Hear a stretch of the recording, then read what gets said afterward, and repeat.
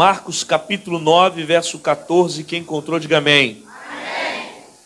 E quando se aproximou dos discípulos, viu ao redor deles grande multidão, e alguns escribas que disputavam com eles. E logo toda a multidão, vendo, ficou espantada. Correndo para ele, o saudaram. E perguntaram aos escribas: que é que discutis com eles? E um da multidão, respondendo, disse: Mestre, trouxe-te o meu filho que tem um espírito mudo, e este, onde quer que o apanha, despedaça, e ele espuma, arranja os dentes e vai secando. E eu disse aos teus discípulos que expulsassem, e não puderam. E ele respondendo lhe disse: ó geração incrédula, até quando estarei convosco? Até quando vos sofrereis ainda? Trazei-mo. E trouxeram. E quando ele o viu, logo o espírito o agitou com violência, e caindo endemoniado por terra, revolvia-se espumando, e perguntou ao pai dele: há quanto tempo isso está assim? E ele disse: desde a infância. E muitas das vezes o tem lançado no fogo, na água, para o destruir. Mas se tu podes fazer alguma coisa, tem compaixão de nós e ajuda-nos. Jesus lhe disse: se tu podes crer, tudo é possível que crê. E logo o pai do menino, clamando com lágrimas, disse: eu creio, Senhor, ajuda a minha incredulidade. Jesus, vendo que a multidão concorria, repreendeu o espírito imundo, dizendo: espírito mudo e surdo, eu te ordeno, sai dele e não entre mais. E ele, clamando, agitando com violência, saiu. E ficou o menino como morto, de tal maneira que muitos diziam que estava morto. Mas Jesus, tomando-o pela mão, o ergueu e se levantou. E quando entrou em casa, os seus discípulos lhe perguntaram à parte: por que não pudemos expulsar? E disse ele: essa casta não pode sair com coisa alguma, a não ser com oração e jejum. Jesus está aqui se aproximando dos discípulos. E ao se aproximar dos discípulos, há uma discussão entre escribas e os discípulos de Jesus. A discussão é com a intenção de saber quem estava com a razão diante de um acontecimento. Quando Jesus chega próximo, os que estavam na multidão vão até Jesus, se espantam com a presença de Jesus, que Jesus já havia feito muitos sinais na cidade, e por tantas curas, milagres e manifestações, a fama de Jesus estava percorrendo sobre toda Jerusalém e as cidades vizinhas. A multidão vai até Jesus, o saúda, e no meio da multidão, Jesus pergunta: por que vocês estão discutindo? Qual é o problema dessa discussão? Vai aparecer um pai no meio da multidão, e esse pai vai explicar que apresentou o filho dele aos discípulos e mostrou o seu filho com estado espiritual manifestado por um demônio. O seu filho espumava, rangia os dentes, o seu filho se machucava, e diante dessa manifestação de demônio, ele apresentou aos discípulos de Jesus, e os discípulos não conseguiram expulsar o demônio. De modo que o filho desse pai ele tem uma doença auditiva. Ele é mudo e ele é surdo. Na verdade, ele é surdo e mudo. Ele tem essa deficiência desde a sua infância. Só que o pai tem um discernimento que a doença que o filho carrega é provocada por uma ação maligna. Porque o próprio pai diz para Jesus que há sobre o seu filho um espírito mudo. Então, uma ação espiritual que faz o seu filho não falar desde a infância. Jesus, então, se vira para os discípulos e diz: ó geração incrédula, até quando sofrereis dessa forma? Jesus mostra que o principal acontecimento do texto é a ausência de fé. Por alguns motivos, Jesus explica isso. Primeiro, quando ele fala que essa geração é incrédula. Se houvesse fé, teria autoridade para expulsar o espírito que estava sobre o menino. Segundo, Jesus disse que o sofrimento que o pai estava vivendo é também pela ausência de fé. Jesus intensifica isso aos discípulos, dizendo que nem sempre ele vai poder estar com eles. E por isso, eles precisavam ser dotados de fé e de autoridade. Jesus manda trazer o menino é levado até Jesus. Quando o garoto chega diante de Jesus e o vê, o espírito que está sobre o menino o agita, e o agita com violência, de modo que vai pegar o menino e vai jogar o menino no chão. O garoto cai no chão e está manifestado por demônios. Lembrando que a ação que o diabo faz na vida desse menino é uma deficiência auditiva. É um demônio que o deixa surdo e também mudo. O garoto está manifestado, a multidão está observando, e a gente acha que Jesus vai vir de uma forma imediata, vai expulsar o demônio do garoto. Jesus se vira para o pai. O garoto manifestado com o demônio, Jesus olha para o pai e faz uma pergunta: há quanto tempo esse garoto está assim? O pai olha para Jesus e fala: desde a infância.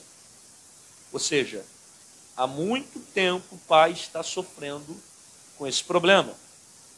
Há muito tempo o filho está com essa deficiência. E Jesus começa agora um diálogo com o pai.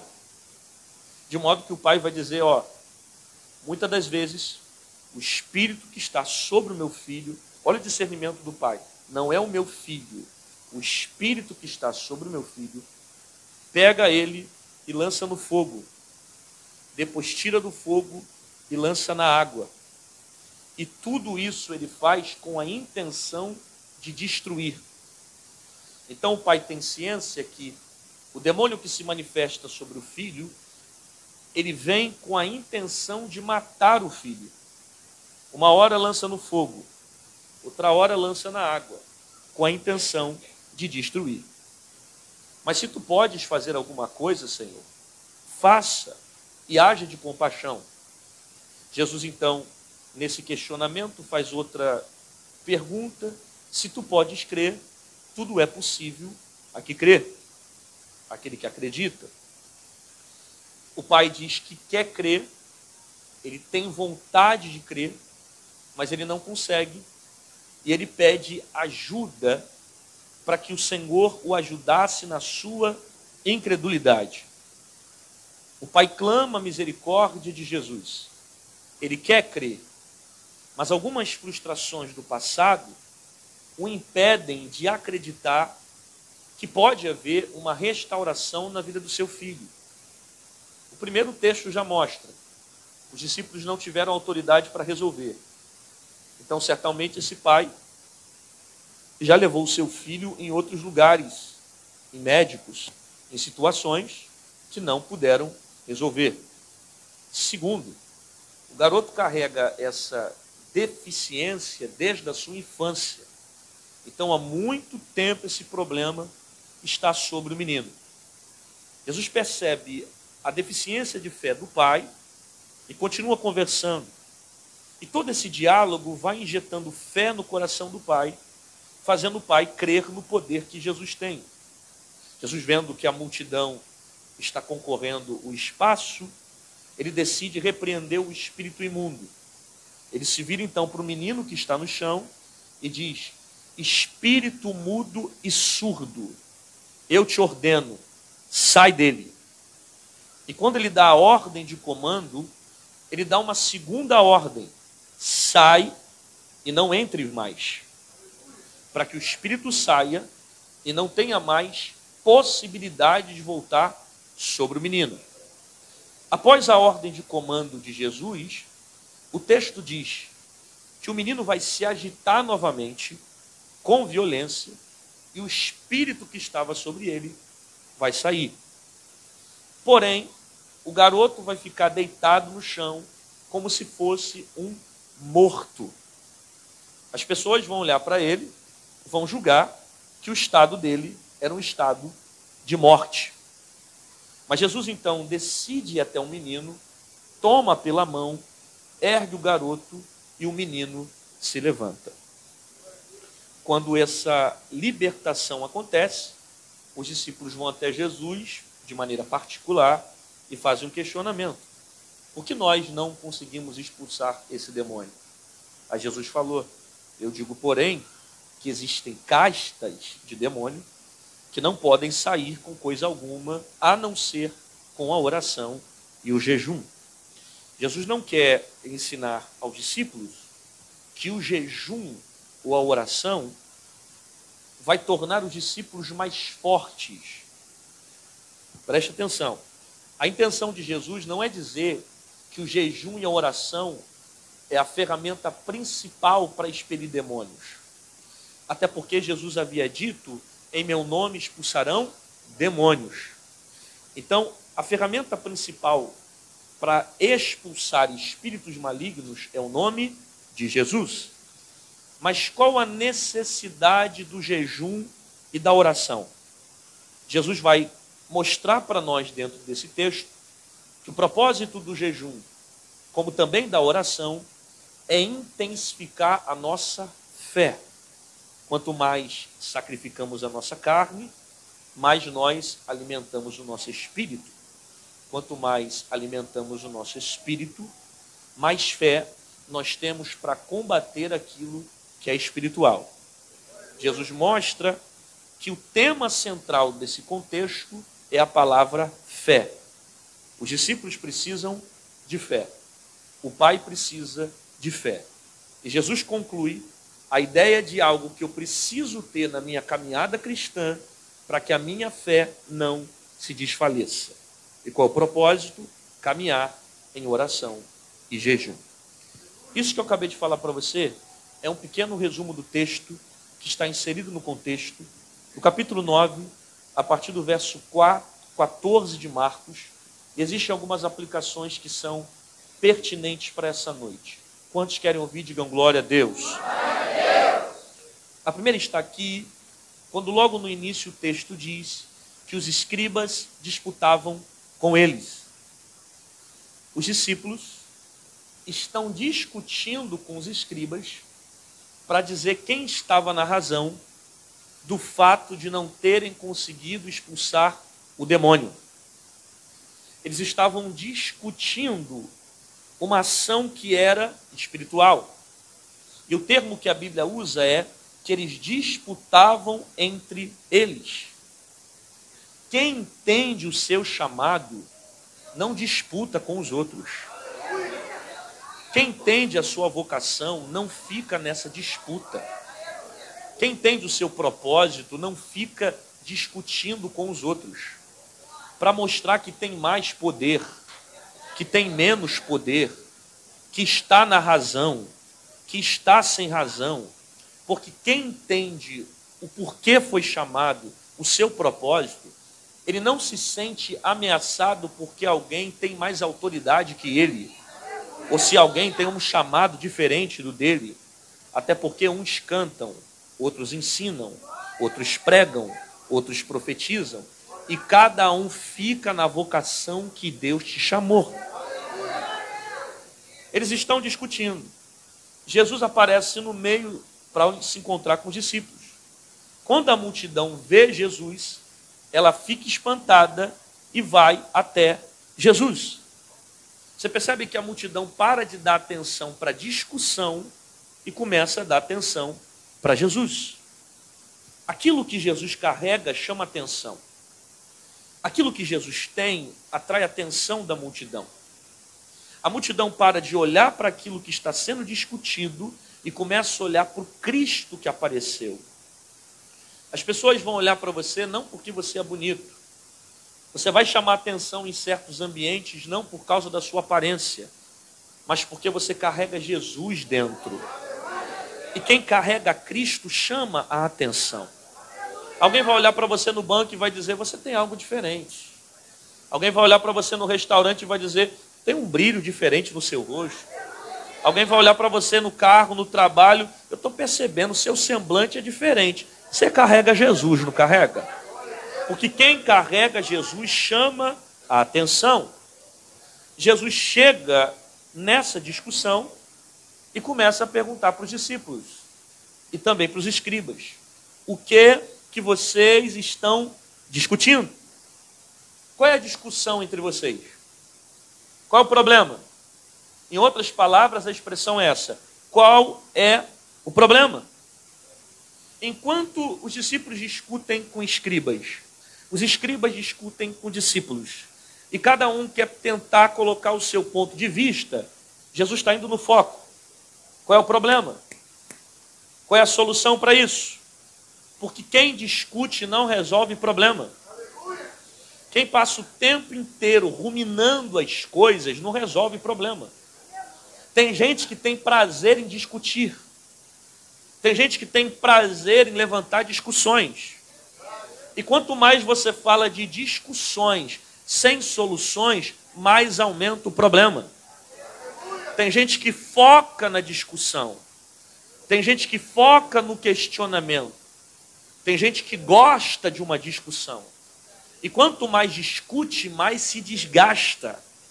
Quanto mais discute, mais se machuca. Porque a discussão não é a solução do problema.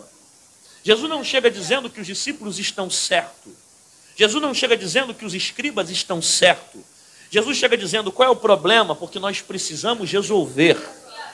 Quem foca na solução não perde tempo discutindo. Jesus chega direto no problema. Qual é o problema? O que vocês estão discutindo? No meio da multidão, aparece um pai que vai começar a falar a razão do problema. O pai chega e diz, eu trouxe-te meu filho que está com espírito mudo. Olha que discernimento que esse pai tem. Eu apresentei para os discípulos o meu filho que tem um espírito mudo. O pai sabe que o menino tem demônio. Existem 3 tipos de doença. Segundo a teologia, nós entendemos que existem doenças naturais, existem doenças que são provocadas por Deus, e existem doenças que são provocadas por demônios. Doenças naturais. Você consome muito sal, aí você vai ter problema de... Você consome muito açúcar, você vai ter problema de... São doenças naturais. Você colhe na vida o que você plantou na juventude. Existe um segundo tipo de doença, que são doenças que Deus provoca para que o propósito dele se cumpra. Existe base bíblica, João capítulo de número 9, vai falar sobre o cego de nascença, onde os homens vão perguntar, quem é que pecou para esse garoto nascer cego? Foi o pai? Foi a mãe? Aí o próprio Jesus vai dizer, ninguém pecou. Ele nasceu assim para que se manifestasse nele a glória de Deus. Então, existem doenças que Deus permite para que a glória dele seja manifestada. E existe um terceiro tipo de doença, que é esse caso aqui. São enfermidades provocadas por demônios. Doenças provocadas por espíritos malignos, com a intenção de tirar a qualidade de vida do homem, com a intenção de levar o homem à destruição. Porque o diabo, ou melhor, o ladrão não veio senão para matar, roubar e destruir. Então, doenças malignas que querem destruir o homem. Esse pai aqui, ele tem consciência que o fato do filho não falar não é uma deficiência natural. Não vem de avô, não vem de bisavô, não é hereditário. O pai diz que há um espírito mudo. o pai tem consciência que o filho tem demônios. E o tipo de demônio que atua no jovem lunático é um demônio que impede o jovem de falar. Porque tem demônios assim, que não querem que você fale. Tem demônios que querem segurar a sua boca, travar a sua língua. Tem demônios que querem fazer você se tornar uma pessoa introspectiva. Tem demônios que querem te impedir de falar. Davi disse: quando eu me calei, os meus ossos envelheceram. Você vai estudar psicologia e quando você estuda, você descobre que uma das formas de você ser curado dentro de um processo terapêutico é você falar. Quando você fala, você tem a possibilidade de passar por um processo de cura. Mas quando você se cala, quando você guarda, quando você não fala, quando você não diz nada, tudo aquilo que você guarda, você carrega para dentro da sua alma. E futuramente, esses rancores na alma, essas mágoas na alma, essas tristezas na alma, elas vão repercutirem em doenças. Aí você vai ver que a maioria das pessoas que possuem câncer é por causa de problemas na alma. Aí você vai ver hoje, na geração que nós vivemos, uma das doenças que mais tem matado gente em suicídio, em depressão, são doenças psicossomáticas. Doenças na alma. Enfermidades na alma. Como é que são essas doenças? São reflexos de coisas que você carrega e não fala. De coisas que você carrega e não reproduz. Porque a dor é tão intensa que você não tem capacidade de dialogar. Ou de dizer para alguém aquilo que te feriu durante muito tempo. E o que você faz? Você se cala. E quando você se cala, você acarreta toda aquela carga emocional para o seu corpo. E lá na frente surge um estresse, um problema no coração, um problema no corpo, um problema na mente, um problema em alguma parte do seu corpo, por causa do fato de você não falar. Então tem demônios que te impedem de falar.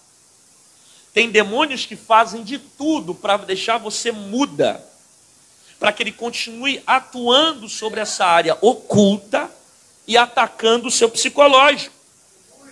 O pai chega para Jesus e disse: e este que o apanha, despedaço.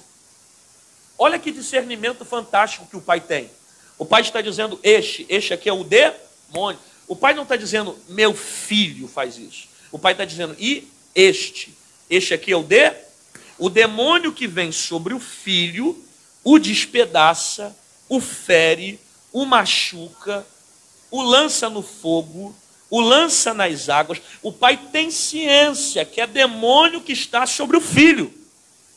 Perceba, a consciência do pai é que a guerra que o filho está travando é espiritual. E esse aqui é o primeiro ponto que você precisa entender sobre batalha. Se você não entender que a guerra que você está enfrentando é espiritual, você vai perder essa guerra. Porque tem uma ação diabólica na vida desse filho. E são demônios que estão tentando destruir a sua casa.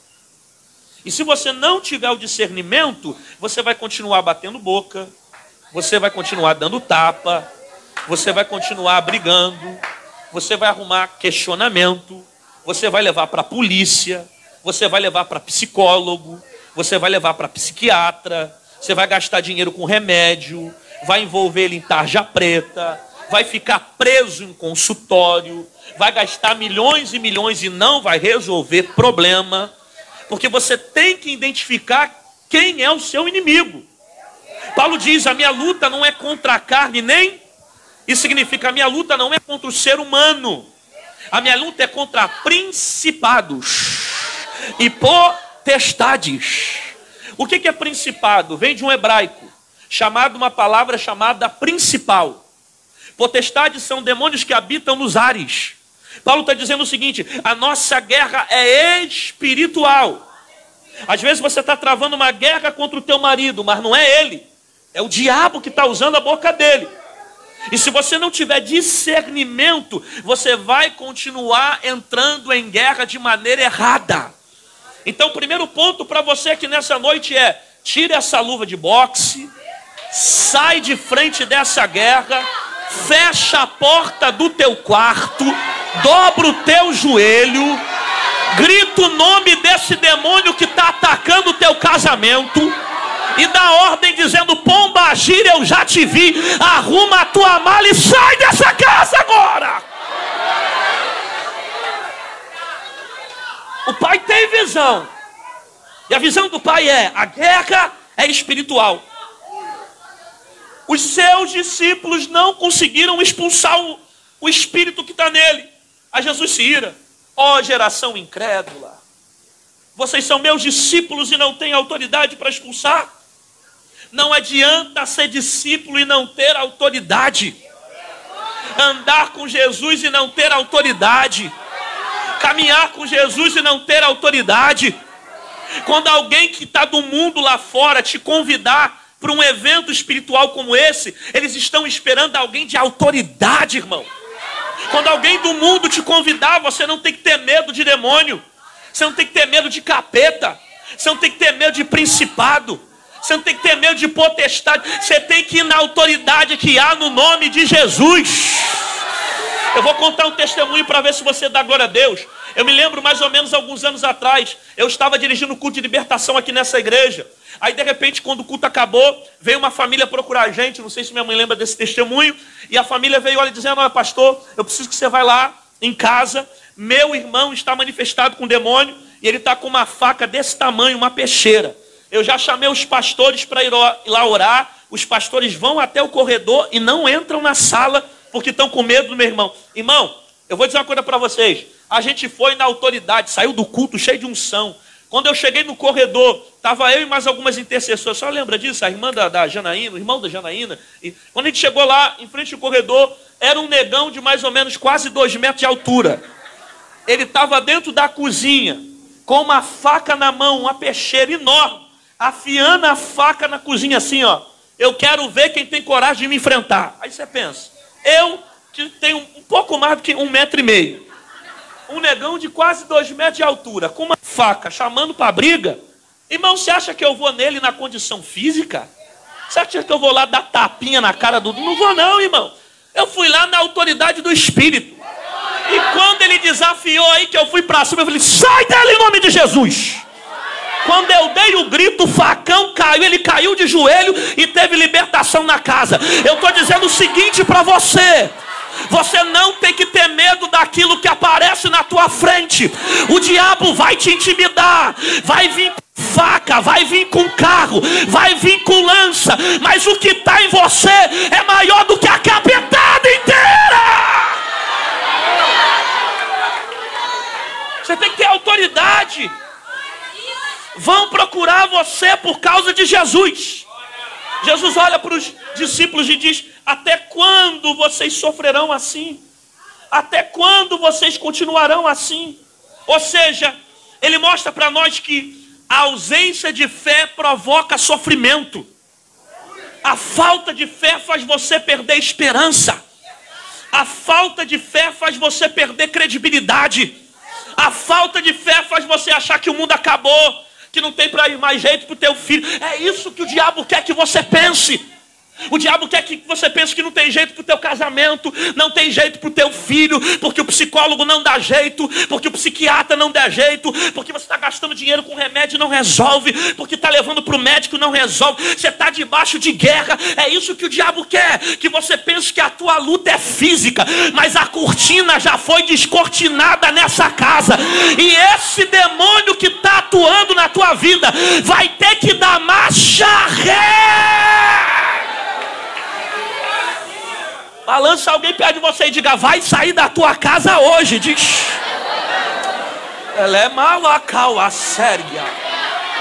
Hebrew itziminal a féria. Aí Jesus vira para o pai e fala: manda trazer ele. Aí o texto diz: e trouxeram.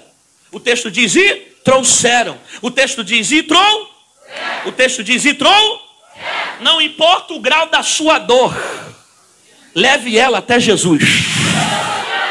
Não importa o processo que você está passando, não importa a crise que você está passando, não importa se o médico disse que não tem cura, não importa a manifestação de demônio que tem nessa casa, não importa as lutas que você está vivendo, não importa o problema que você está passando no teu casamento, não importa a guerra espiritual que você está vivendo, não importa o problema emocional que você está vivendo, leva a sua dor para Jesus, porque se lá no médico ele disse que não tem jeito, o homem da mão furada vai resolver o teu problema aqui hoje.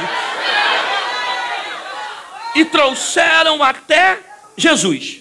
Aí o texto diz que quando o garoto viu Jesus, logo o espírito se agitou com violência. Olha isso.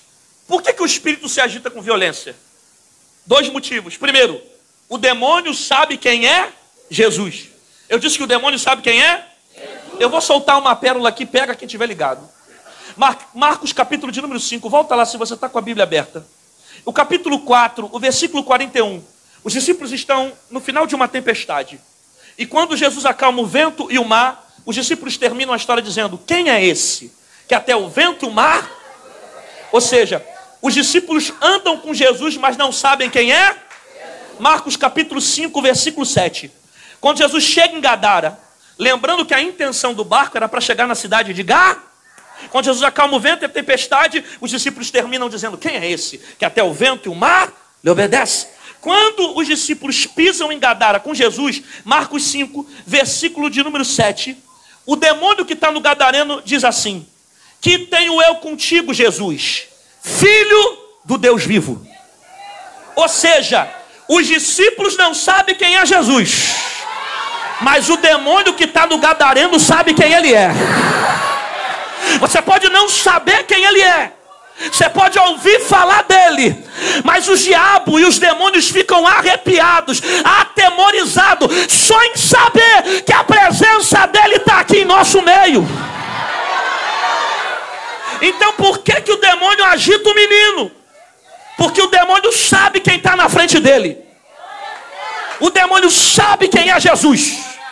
O demônio sabe a autoridade que ele tem.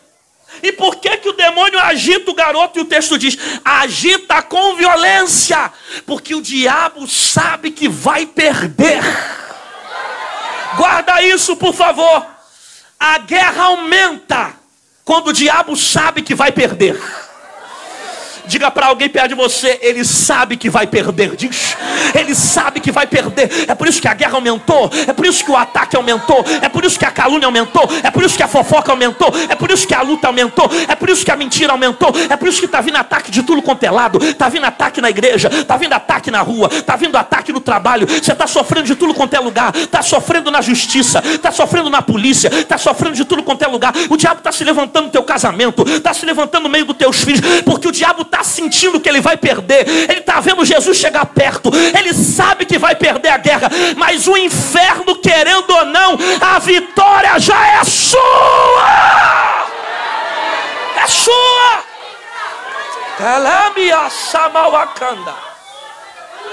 O diabo sabe que vai perder, e como ele sabe que ele vai perder, ele vai intensificar o ataque. Então eu estou pregando para alguém que está querendo desistir. Eu estou pregando para alguém que está querendo olhar para trás. E Deus está dizendo, calma, você está mais perto do que você pensa. Ele sabe que vai perder e está tentando te atacar. Só que Deus está colocando um escudo na tua frente. E o diabo não vai impedir o propósito de Deus. Agora, para você dar glória com vontade, o texto diz que o endemoniado caiu no chão. O texto diz que o endemoniado caiu no... O texto diz que o endemoniado caiu no... Ele se manifestou e caiu no chão. Só que você precisa ter interpretação do texto e entender que essa é a última vez que o diabo derruba esse menino. Eu vim entregar uma profecia para quem precisa receber e dizer que é a última vez que o diabo derruba esse cara. É muita profecia para 5 mãos e 15 glórias. Vou repetir. É a última vez que o diabo derruba esse homem. Melhorou para 30 mãos e 50 agora. Vou repetir. É a última vez que o diabo derruba esse homem. Balança alguém perto de você e diga: essa é a última vez. Diga: quem bebia não vai beber mais, quem cheirava não vai cheirar mais, quem fumava não vai fumar mais, quem vivia no tráfico não vai mais traficar mais. É hoje que essa amante vai perder a guerra. É hoje que essa pombagira vai sair desse casamento. É hoje que esse espírito vai bater em retirada.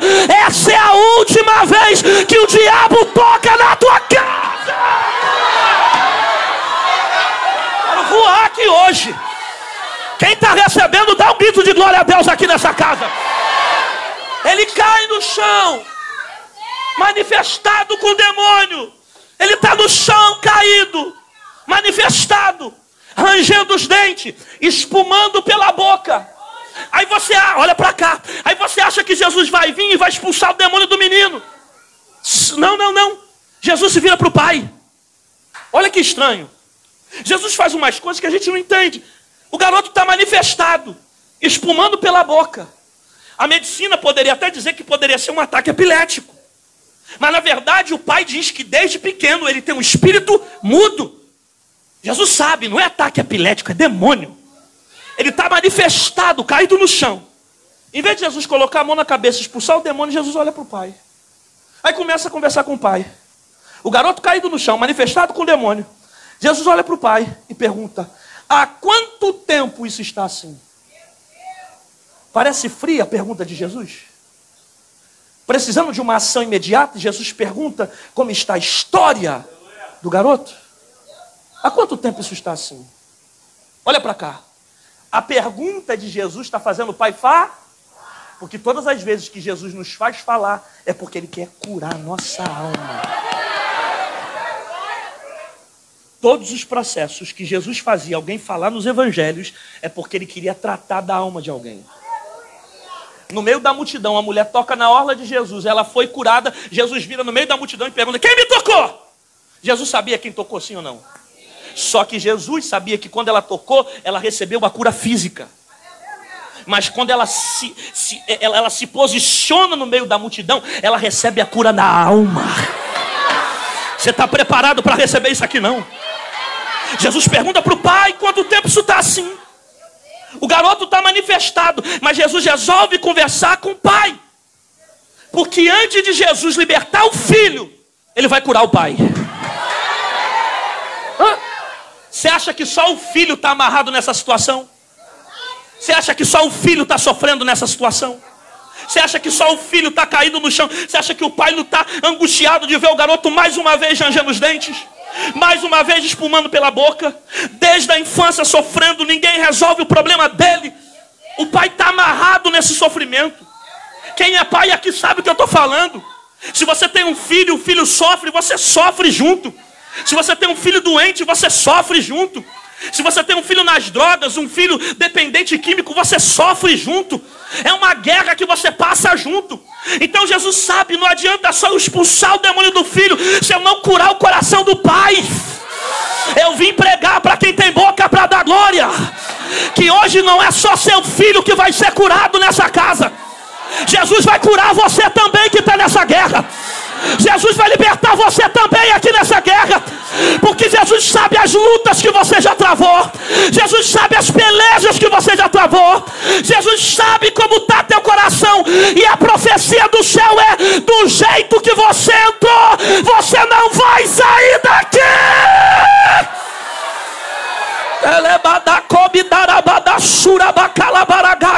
Diga para alguém perto de você: antes de Deus curar lá, Ele vai curar aqui. Diz: antes dele curar lá, Ele vai curar aqui.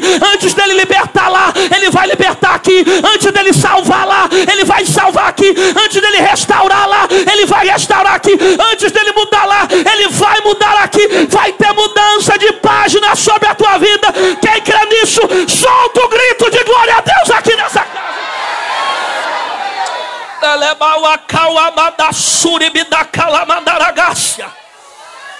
O garoto está manifestado. Jesus vira para o pai e pergunta: há quanto tempo isso está assim? Aí o pai diz: desde a infância. Ou seja, há quanto tempo ele carrega isso. É gente que está carregando dores desde a infância, gente que está carregando doenças dentro da infância, gente que está carregando problemas desde a infância, problemas emocionais, foi abusada pelo pai, abusada pelo tio, abusada pelo primo. É gente que está carregando dores desde a infância, há muitos anos sofrendo, levando, carregando isso dentro de si. Aí Jesus te faz dialogar. Por quê? Porque toda vez que Jesus faz você falar, é porque Ele quer tratar da tua alma, Ele quer curar o teu espírito. E quem tem fé para receber, que receba. Hoje você vai sair daqui leve, mais leve que uma pena, e curado pelo Espírito de Deus. Há quanto tempo isso está assim? O pai diz desde a infância: ora joga no fogo, ora joga na água, ora joga no fogo, ora joga na... E ele joga no fogo para tentar destruir. Olha o que o pai diz: ora joga no fogo, e depois joga na... Mas ele joga com a intenção de destruir. E isso acontece desde a... Então desde a infância joga no fogo, desde a infância joga na água, e com a intenção de destruir. O garoto é adolescente, joga no fogo, depois joga na água, com a intenção de destruir. O menino está há muitos anos passando por isso. Ora, o demônio que está nele joga no fogo, o demônio que está nele joga na água. E o texto diz que é com intenção de destruir. Ah, meu irmão, esse garoto já era para estar morto há muito tempo. Joga na água, joga no fogo, joga na água, joga... Está vivo por quê? O que está vivo? O que está vivo? Tem gente que por muito menos morre. Tem gente que por muito menos parte. Pouco tempo a gente vê aí um camarada cheio de saúde, atleta, fazendo esporte novo, teve um negócio, morreu. Esse aqui, ora joga no fogo, ora joga na água, joga no fogo, e está vivo. Não morre. Se o diabo pudesse, já tinha matado há muito tempo. O que acontece é que a vida não depende do diabo. Quem determina que vive é Deus. Se pudesse, já tinha te tocado. Se pudesse, já tinha te matado. Se pudesse, já tinha te destruído. Se pudesse, já tinha te parado. Se pudesse, já tinha arrebentado você. Mas por que não mata teu filho? Por que não mata teu pai? Por que não mata teu primo? Por que não mata teu parente? Porque a mão do Senhor te corta. Pega na mão de alguém que está perto de você, aperta a mão dele, dá um tapa, um chute, faz alguma coisa. Diga para ele assim: não vai matar, não vai destruir, porque a mão de Deus está sobre o teu lar. Diga: Satanás, se levanta, mas para cair. Quem acredita faz barulho de glória dentro desta casa. Se é para aplaudir, tem que aplaudir com vontade. Você não está aplaudindo pregador nem pastor de igreja. Você está aplaudindo quem merece a glória. Enquanto a igreja bate palma, tem cadeia sendo quebrada. Enquanto a igreja bate palma, tem barreira sendo arrebentada. Enquanto a igreja bate palma, o diabo está perdendo a guerra. Enquanto a igreja bate palma, a pombagira já saiu. Preto velho foi embora. Trancar a rua não vai trancar mais rua nenhuma, porque essa capetada vai bater em guetos.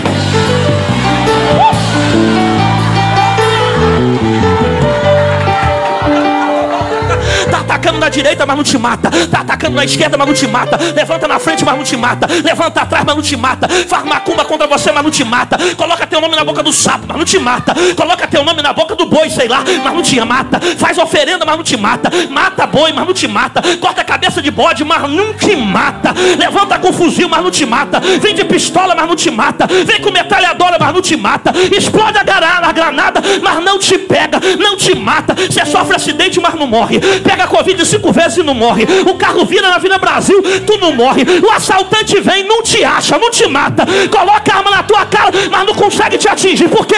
Porque o anjo do Senhor acampa o redor. Levanta a mão que eu estou sentindo um negócio. Levanta as duas, quem tem juízo nessa casa. O diabo pode até levantar, mas levanta para cair. Em menos de 24 horas você vai viver o maior livramento espiritual da tua vida. Mas só recebe essa palavra quem faz aquele barulho que o diabo não gosta. Vai, vai, vai, vai, vai, vai, vai, vai, vai, vai, vai, vai, vai, vai, vai. Só dá glória quem tem manda a glória.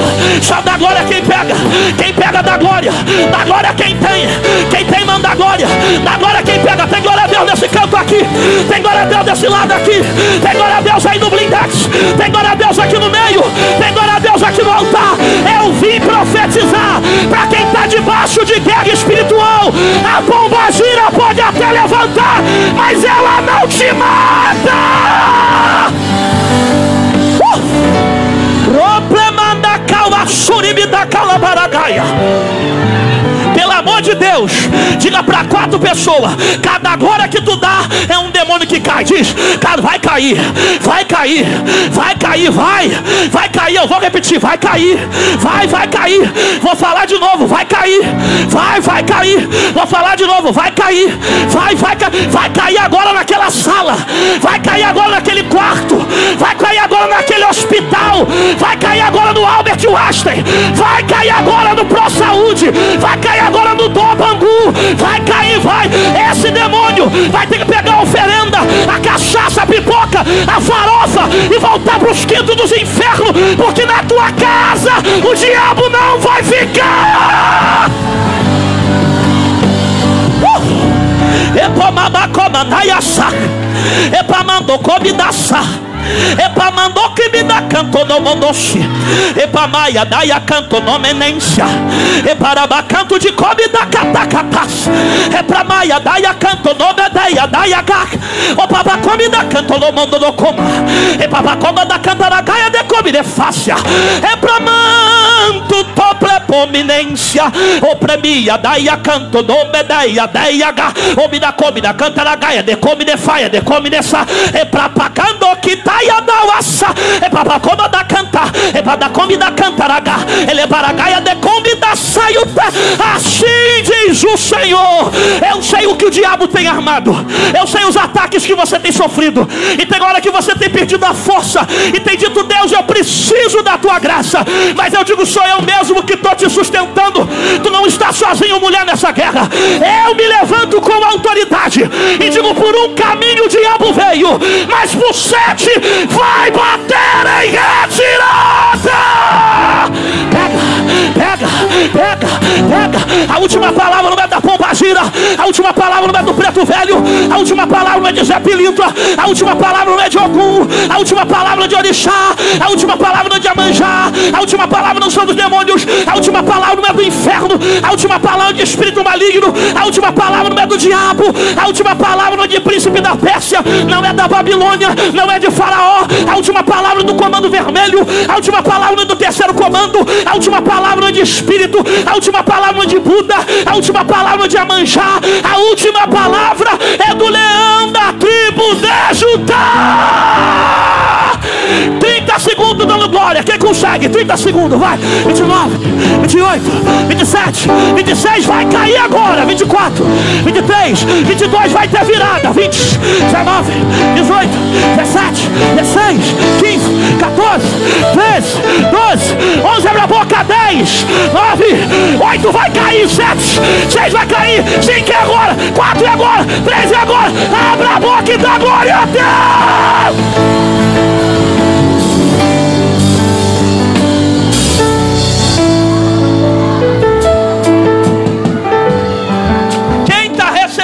Dá uma glória do tamanho da vitória. Tua vitória é muito grande. Quem está recebendo, dá uma glória do tamanho da vitória.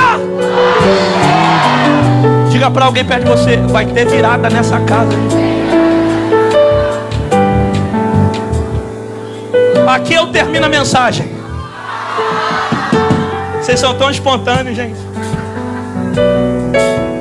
Termina aqui. Para passar agora para o Paulo Neto. Quem quer ouvir o Paulo Neto adorar? Vamos dar um bem-vindo para ele, tá? O Paulo Neto está acompanhado dele, o paizão. Meu amigo, muito obrigado por você ter me recebido com honra na sua igreja. Foi uma benção. Até água de coco ele me deu, irmão. Que benção. Vamos dar, acompanhado dele está o Cristiano e os levitas, né? Também vieram junto aí, os músicos. Depois você fala dele. Vamos dar um bem-vindo dele, vai. Seja bem.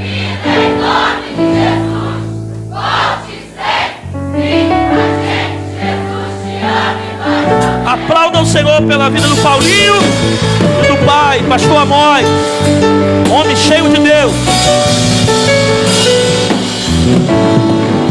Nós vamos já ouvi-lo adorá-lo. Nós já vamos ouvir adorar o Senhor. Mas antes, olhe para cá.